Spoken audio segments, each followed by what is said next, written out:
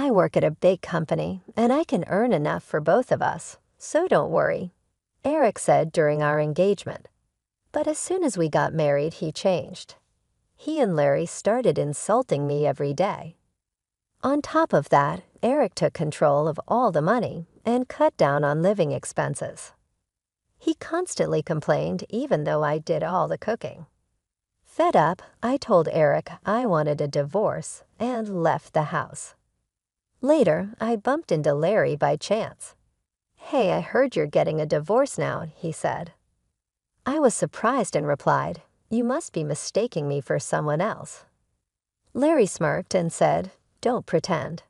We're not together anymore, so don't come to me about money. I won't lend you a cent. Remember that." Before I could respond, he disappeared into the crowd. I lowered my head, feeling the stares of people passing by, and started to laugh. Poor guy, he knows nothing. I can't wait to see his reaction when he finds out the truth. I'm Michelle, a 53-year-old housewife. I married Eric 7 years ago. When we met, Eric seemed like a great guy. We met at a gathering of friends, and I found him fun and friendly. As we said goodbye, he asked if we could meet just the two of us next time. Feeling a bit sad about parting, I agreed. When we started dating, he mentioned he had a son named Larry from his previous marriage. Larry was in 5th grade then, and we had dinner together a few times. He was a bright and pleasant boy, just like his dad. A year later, on the night Eric proposed, I decided to open up. You know, I live with my parents and work part-time, right? The company I joined right after graduation was really tough, and it ruined my health, I said. Is that so? It must have been hard to quit, Eric replied. I think long hours will be difficult for me in the future, I added. Eric smiled kindly and said, "Don't worry about it. Just stay at home. I work at a big company, and I can earn enough for both of us." Relieved by his words, I accepted his proposal. I was happy to have met a good man and thought we were starting a happy married life. I never imagined I would feel so hopeless in less than half a year. As we got used to living as a family of 3, Eric and Larry's attitudes changed a lot. They started making fun of everything I did and said, "Mom, are you in bed again? Where's my sandwich?" Larry asked with a frown as he came into the bedroom before school. I had been helping with a wedding at a nearby park yesterday and felt sick because it was an unusually hot day. I had already been feeling unwell since the day before. I had asked Eric for help, but he refused with an annoyed look and said, "Being a housewife must be nice, just slacking off all day. I need my days off too, you know. Let me rest." The next morning I couldn't get up because I had pushed myself too hard. I apologized to Larry and said, "Sorry, Larry. I couldn't make your sandwich. Here's some money to buy one at the grocery store." Larry complained, "Mom, can't you at least make a sandwich? You always take shortcuts with frozen food or leftovers. You're failing as a mom if you can't even cook." His words hurt. "Don't blame Mom, Larry," Eric said with a half smile as he passed by in the hallway. "Since you skipped the sandwich, tonight's dinner must be fancy." "Oh, is that so? Then I'll look forward to it. Being a housewife, you should have plenty of time for dinner, right? You're not sleeping all day, are you? Make sure to clean thoroughly without slacking." The two of them laughed at my poor condition and made their insensitive comments before leaving as if I could prepare a fancy meal. Lying in bed, staring at the ceiling, I let out a heavy sigh. Eric is extremely stingy, despite being a section chief at a big company and earning a high salary. The money he gave me for living expenses was ridiculously low. It's my salary, so why should my wife manage it? Eric insisted on managing the finances himself after we got married, and I meekly agreed. I thought it didn't matter who handled the money as long as it was done properly. But then Eric started spending money as he pleased.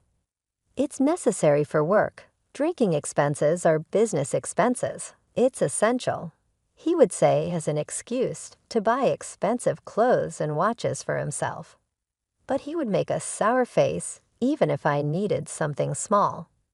When I bought cheap snacks, Eric would get angry because he believed a housewife doesn't need any spending money.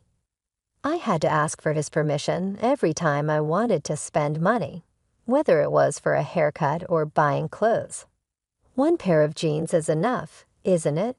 You're buying more, he would ask. I replied, I want a warm pair for winter.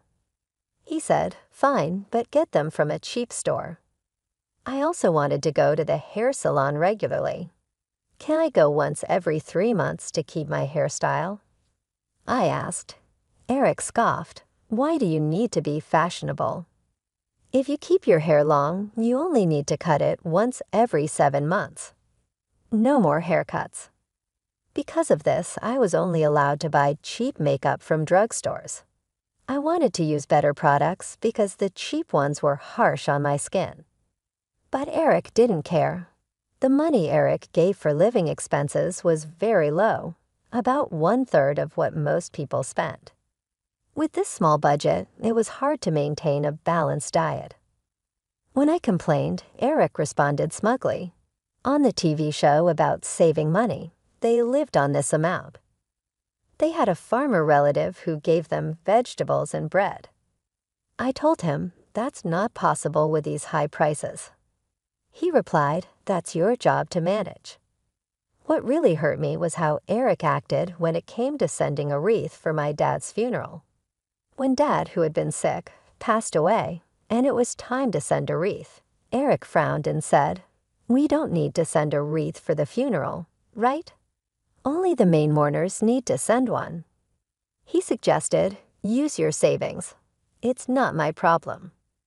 As I prepared for the funeral with tears in my eyes, his lack of care made me angry. I said, I never planned to ask you for it. So don't worry, he replied. Good, but do Larry and I really have to go? It'll ruin our long weekend, right? Dad, Larry added, I wanted to play a new game. Although they complained, I didn't doubt they would come. However, Eric and Larry arrived late to the funeral, barely greeted my mom and relatives, and left quickly. My mom, who was very tired, didn't have the energy to get upset, but my relatives were furious. What's going on, Eric? Your wife's father died, and you're acting so cold. Larry, you've received so many gifts and allowances from Michelle's dad, they said. While I apologized to my relatives, I felt my love for Eric and Larry quickly fading. Eric, always in his stylish suits with a charming presence, and Larry, attending a prestigious university and seen as a handsome father and son by the neighbors, only insulted me at home. They wouldn't come straight home after work or school, instead wandering around and coming back with the smell of lipstick and perfume. Despite doing whatever they wanted, they treated me like a maid, demanding a fancy meal with the little money I had for food. When I served dishes with chicken or pork, both Eric and Larry would glare at me with disdain and insult me. Don't you want to serve your husband good food after he comes home from work? If I get sick from eating this bad food, how will you take responsibility? Are you even a mom? They would say. I could make delicious meals even with chicken or pork. They disliked vegetables and fish, but eating such a picky diet will make you sick, Eric would reply. I'd eat if it were high quality. Don't complain when you can't satisfy us. I don't need advice from someone as weak as you. They used to eat while complaining, but lately, they just left the food untouched. Yet if I didn't cook, they would yell, are you slacking off even though you're a wife? I would eat the leftovers for breakfast or lunch the next day, but tears would well up as I wondered for whom I was cooking their meals. They relied on store-bought sandwiches, instant noodles, and snacks eventually. Eric was diagnosed with prediabetes during a company health check, and Larry started gaining weight. It was inevitable. Then they lashed out at me, saying, "What kind of wife makes her husband and child sick? We don't need a useless person like you.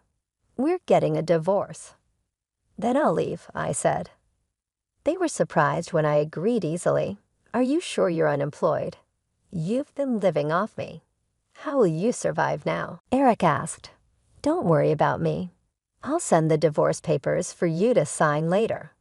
Please leave my stuff until the movers come to pick it up," I replied. "Nobody's going to take your stuff," Eric sneered.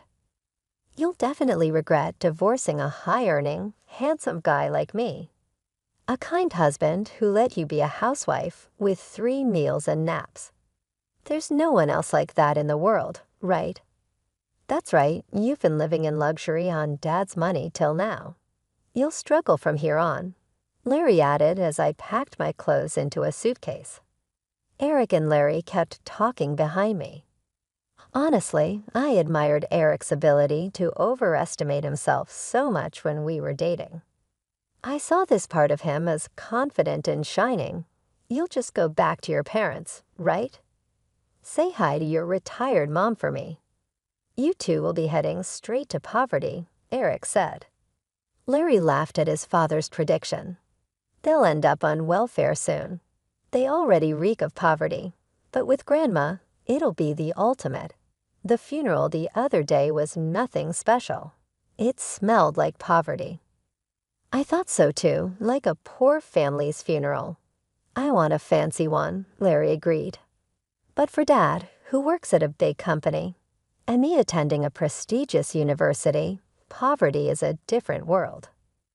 Their endless comments made me really angry, but I knew it was pointless to argue, so I just let it go. After I went back home and explained everything to Mom, she said in a low voice, "At the funeral, seeing Eric and Larry, I felt something was wrong, but I thought it's not good to interfere too much in my daughter's household, so I kept quiet. I was too busy taking care of Dad." "I'm sorry for barging in like that," I replied. "It's okay. I've been lonely without you. Why don't you stay here?" Mom's concern was comforting, but I knew living with her might make me too dependent. Living nearby and visiting sometimes seemed like the right balance. Yes, Eric and Larry mocked me for being unemployed, but actually I had been working from home. It all started with the budget recipes I posted on my blog. After getting many positive comments, I bravely launched a cooking site and shared my recipes, which quickly gained readers and internet fame. Soon after, an editor from a major publisher approached me, and now I'm getting ready to publish a cookbook. Because of this, I didn't have time to think much about the divorce, and the days flew by. One day, my phone rang insistently. I stopped stirring the ingredients in the pan and answered, "Hello." "Hey, what's this about a clause for the divorce trial?" Eric asked. I sighed, knowing it was about that. "You and Larry insulted me all the time," I said. "Oh, I thought, never mind," Eric said with relief in his voice. "I didn't cheat or anything, you know. Did you record me and Larry?" "Your memory alone won't work," I replied. "I've noted everything in my diary. Try to claim otherwise if you can." Eric scoffed. "Really, poor people and their obsession with money. You're so stingy. If you think you can get a deposit for the divorce trial, go ahead." After his outburst, Eric hung up. I finished cooking and then visited a detective agency to investigate Eric's background. Soon, his affair with a coworker was uncovered. The day after, I sent photos of the two of them together and the investigation report to his company. Eric contacted me again. "You spread this at work is low." The angry manager reported it to the higher-ups, and now I'm in trouble, he said. "I'm fired." "Oh, she was the manager's daughter, wasn't she?" "It's your fault for cheating, knowing they're strict about such things," I said, laughing. "But you should be fine, right?" With all the savings you did, you must have plenty of money, I continued. Larry moved into a dorm this spring because commuting was tough. I prepaid dorm fees and have apartment loans. My savings were drained by that woman. She was two-timing me with a younger guy, Eric replied. Sounds tough for you, but it's none of my concern. Oh, and about the divorce trial deposit, I'll also take half the value of the apartment for property distribution. When the invoice arrives, please transfer the full amount to my account, I said. Eric was yelling on the other end, but I hung up without caring. One day, while returning from shopping in town, I bumped into Larry. He was dressed in his usual flashy clothes, with piercings all over his face and an eye-catching hairstyle, making him easy to spot from a distance. Seeing me, Larry raised his hand in greeting. Hey, I heard you're getting government assistance now, he said. I looked puzzled. Huh, who are you mistaking me for? Don't pretend, Larry said, smirking. It's obvious where an unemployed old lady like you would end up. If you had just followed me and Dad, you'd still be living a comfortable life. It's pathetic. Feeling really angry, I couldn't help but reply, getting government help is a citizen's right. Any one of us could need it someday due to illness or an accident. It's wrong to look down on that. Yeah. So you're saying you're getting it too? Larry said, smirking and pointing his finger at me.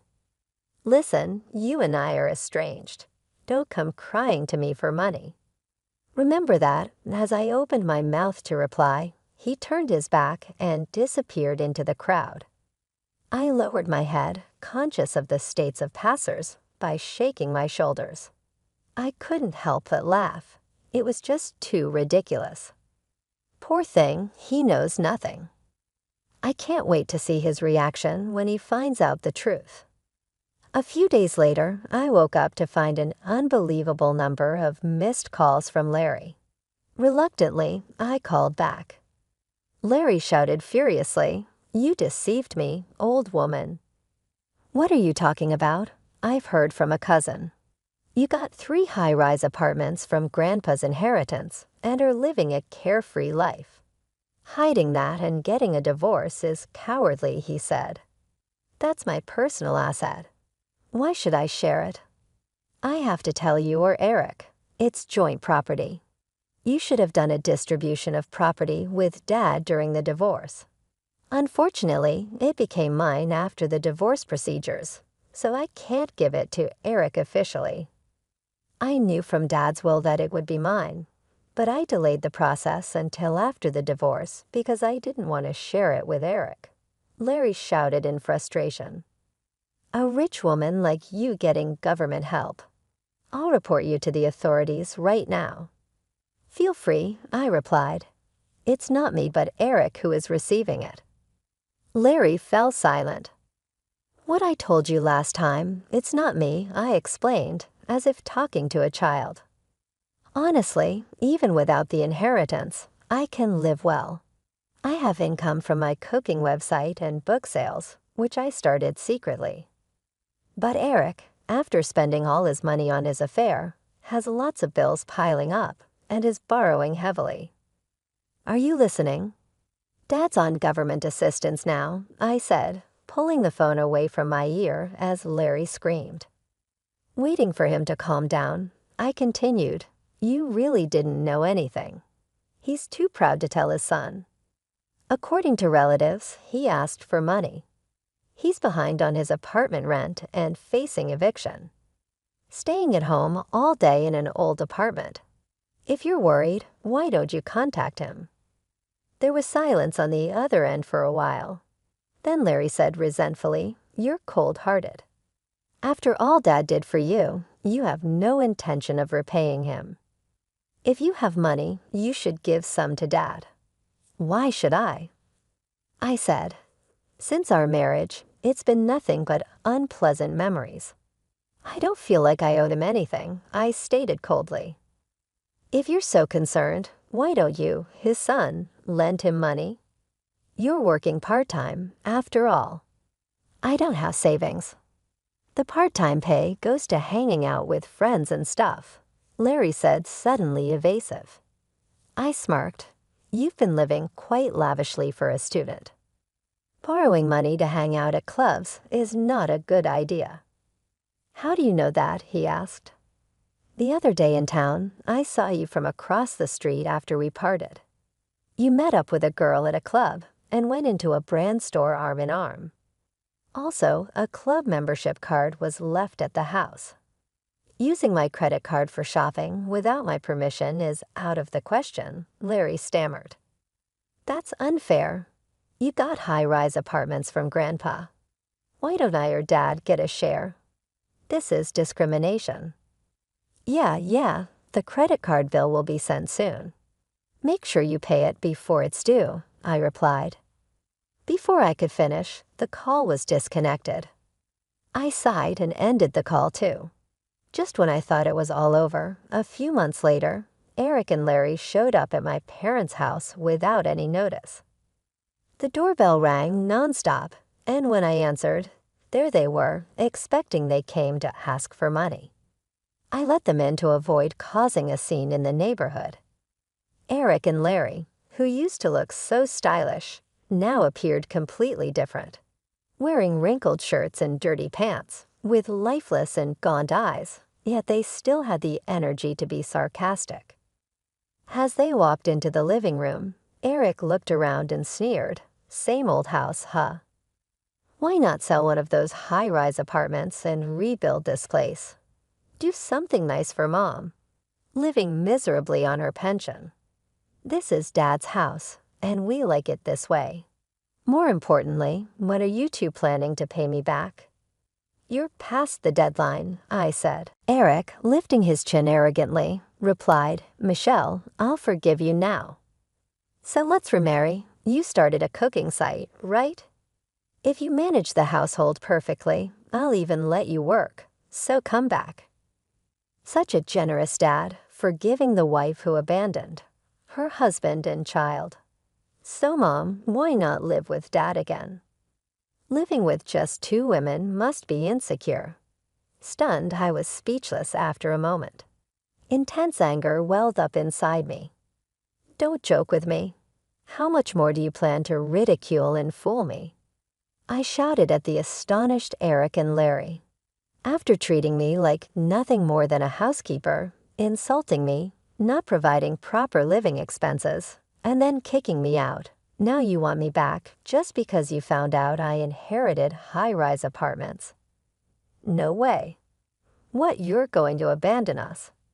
Rich people really are stingy, knowing we're struggling with money and still demanding pay. You're heartless. You were poor yourself until recently. Don't get cocky, Eric retorted in the middle of the argument. Mom returned from shopping. Eric and Larry immediately started buttering her up. "Please lend us some money. We'll probably pay it back.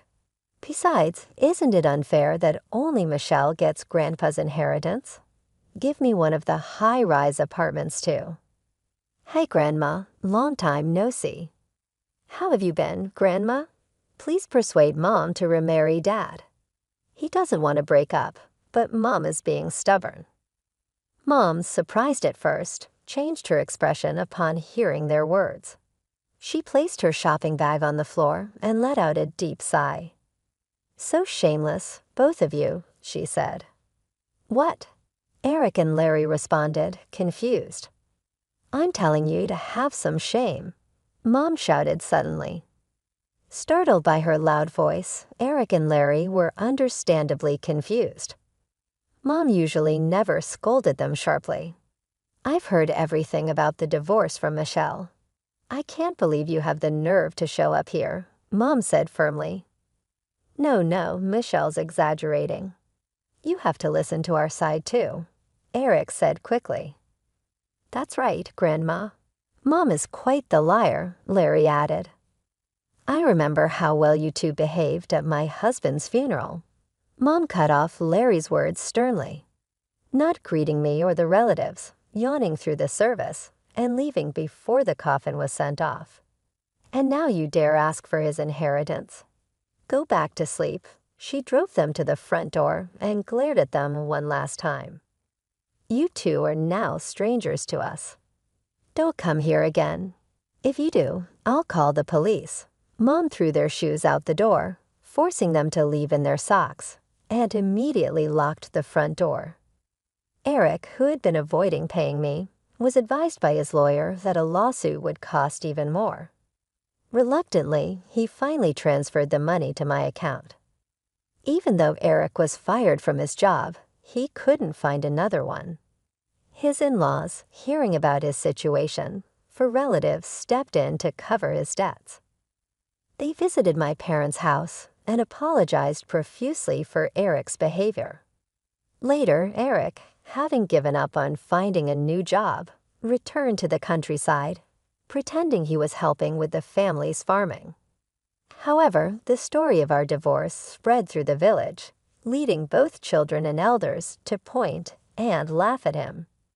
There's thrifty Uncle Eric, even with a degree from a good university and a job at a big company. What's the use if your wife leaves you for being too arrogant? They would say. The reason for his divorce from his first wife was all his reckless spending. He'll never change. Being mocked by the villagers was embarrassing. Eric kept sending me persistent messages asking to remarry to save face, so I deleted his contact. His mistress, apparently no longer interested after the money ran out, had long since left him. I found her with the detective's help and made sure she paid the divorce trial security deposit. I also made Larry pay back the money he used on the credit card without permission. Even though he was enrolled in a prestigious university and was on track to become successful like his father, Larry started skipping classes and fooling around. This led to failing grades and eventually getting expelled. His friends and girlfriends were worried, but Larry in his arrogance pushed them away with his prideful comments. He then had a big fight with Eric, saying, "You're my father, but you won't help pay off the debt." Now they don't talk to each other. Larry lives alone in a small apartment, getting by with part-time jobs. Gone are the days of buying whatever he wanted and making sarcastic remarks despite his high earnings. For me, it's a refreshing change. My cooking website is doing well, and I signed a book deal. I moved to the top floor of the high-rise apartment I inherited from Dad. Mom is still healthy at 75, and the high-rise is close to our family home, so it's convenient if she needs anything. I'm planning a surprise hot spring trip for Mom's upcoming birthday. Though my marriage didn't work out, I want to keep having a good relationship with Mom.